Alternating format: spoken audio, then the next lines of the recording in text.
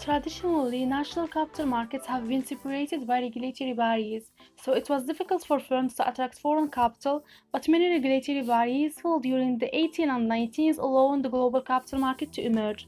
So the rapid globalization of capital markets facilitates the free flow of money around the world.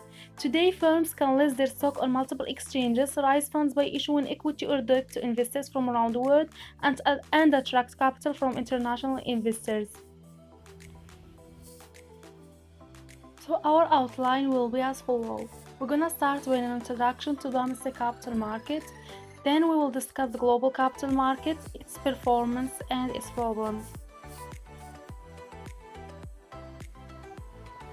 So let's start by breaking the word out, capital market. So if we say capital, what is the first thing that comes to your mind? Of course, we're not talking about country's capital, but we are talking from a business point of view. So for most of us, it's going to be money. And guess what? That's correct. Money is the primary base of the word capital. Now market. Well, market refers to the place where products and services are bought and sold between buyers and sellers. Now, putting the word together, capital market. Well, capital markets are markets where money is exchanged between people who have excess of it to those who are in need. So now, when we say excess, he may not be a snappish guy with lots of luxury cars and lots of cash. He could be anyone having a regular lifestyle with some money for which he or she has no immediate use.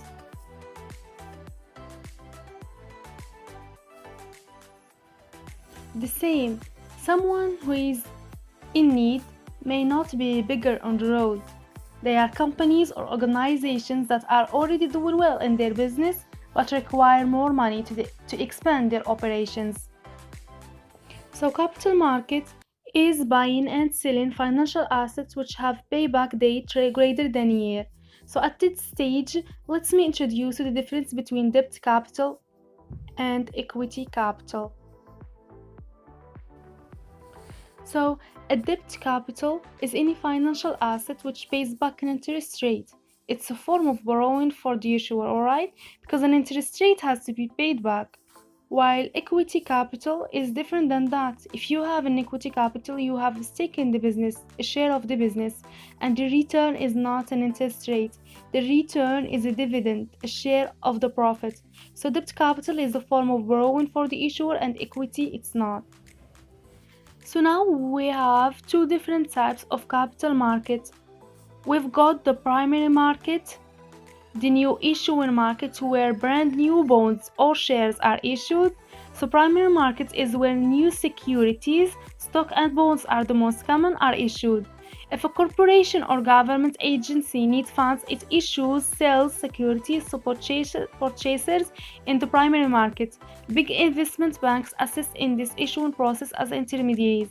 Since the primary market is limited to issuing only securities, it's valuable but less important than the secondary market. So the vast majority of capital transactions take place in the secondary market. The secondary market includes the stock exchange like the New York Stock Exchange, the London Stock Exchange, the bonds market, and futures and options markets among. Let's discuss now the global capital market. A global capital market is the interlinking of various investment exchanges around the world that enable individuals and entities to buy and sell financial securities on an international level.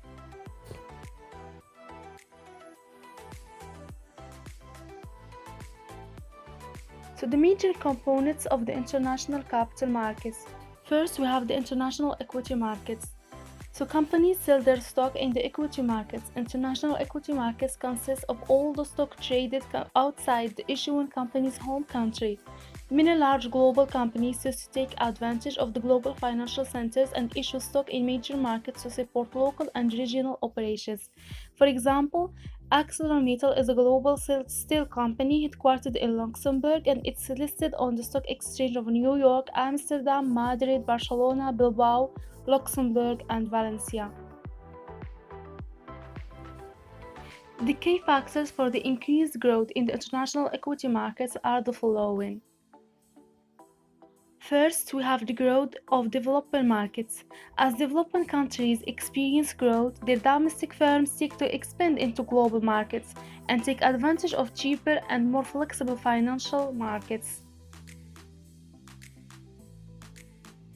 The second factor we have is the drive to privatize. In the 2 decades, the general trend in developing and emerging markets has been to privatize formerly state-owned enterprises. These entities tend to be large, and when they sell some or all of their shares, it infuses billions of dollars of new equity into local and global markets. Domestic and global investors eager to participate in the growth of the local economy buy these shares. The third K we have is the investment banks. With the increased opportunities in new emerging markets and the need to simply expand their own businesses, investment banks often lead the way in the expansion of global equity markets. This specialized bank seeks to retained by large companies in developing countries or the governments pursuing privatization to issue and sell the stocks to investors with deep pockets outside the local country. The last K we have is the technology advancements. The expansion of technology into global finance has opened new opportunities to investors and companies around the world. Technology and the internet have provided more efficient and cheaper means of trading stocks and in some cases issuing shares by smaller companies. So, the second component of the international capital markets is the international bonds. The international bond market consists of all the bonds sold by an issuing company, government, or entity outside their home country. Companies that do not want to issue more equity shares and dilute the ownership interests of existing shareholders prefer using bonds or debt to raise capital. So, bonds are the most common form of debt instrument, which is basically a loan from the holder to the issuer of the bond. Companies may access the international bond markets for a variety of reasons, including funding a new production facility or expanding its operations in one or more countries. So there are several types of international bonds, which are: first, we have the foreign bond.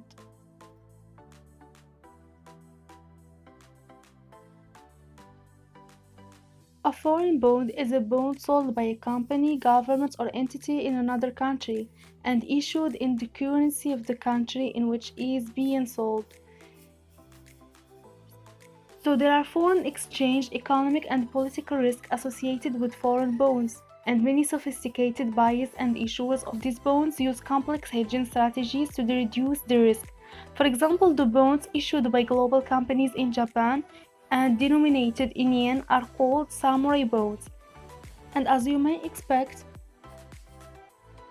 there are other names for similar bond structures. Foreign bonds sold in the US and denominated in US dollars are called Yankee bonds.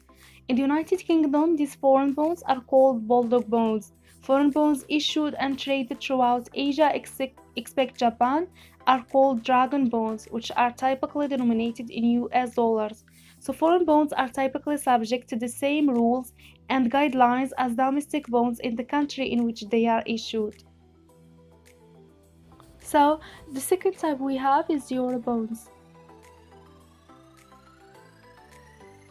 An Eurobond is a bond issued outside the country in whose currency it's denominated.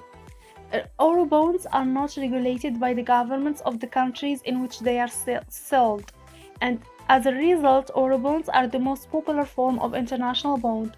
A bond issued by a Japanese company denominated in US dollars and sold only in the United Kingdom and France is an example of Eurobond. The third type we have is the global bond. A global bond is a bond that is sold simultaneously in several global financial centers. It's denominated in one currency, usually US dollars or euros. By offering the bond in several markets at the same time, the company can reduce its issuing costs. This option is usually reserved for higher rated, credited worthy, and typically very large firms.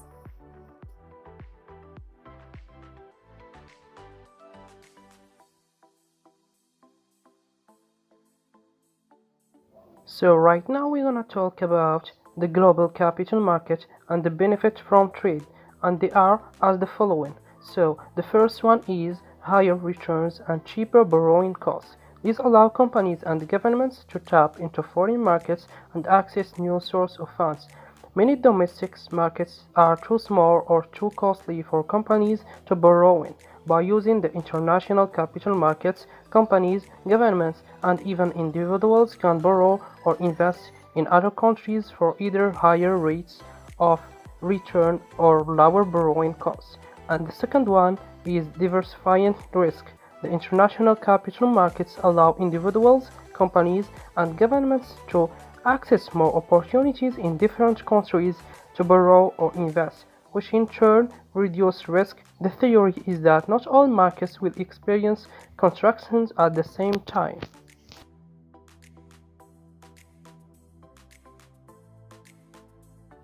The third one is savings. Investing in securities that are listed in the capital or stock market encourages investors to accumulate their savings in small amounts over time. And the fourth one is income. Investment in the stock market provides a source of income. Shares pay dividends when companies declare profits and decide to distribute part of the profits to shareholders. Bonds pay an interest income to the bondholders.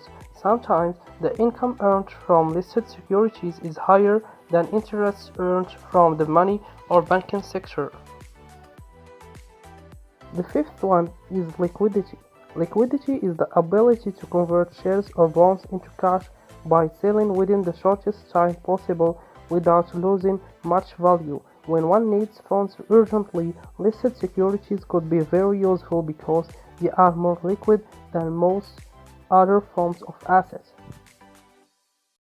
After we have seen the benefit of global capital markets, we can't deny that there is some risks, and we can find it as the following. Some analysts worry that the deregulation of capital markets and losing of controls on cross-border capital flows make individual nations more vulnerable to the destabilizing effect of speculative capital flows. Speculative capital flows may be the result of inaccurate information about investment opportunities.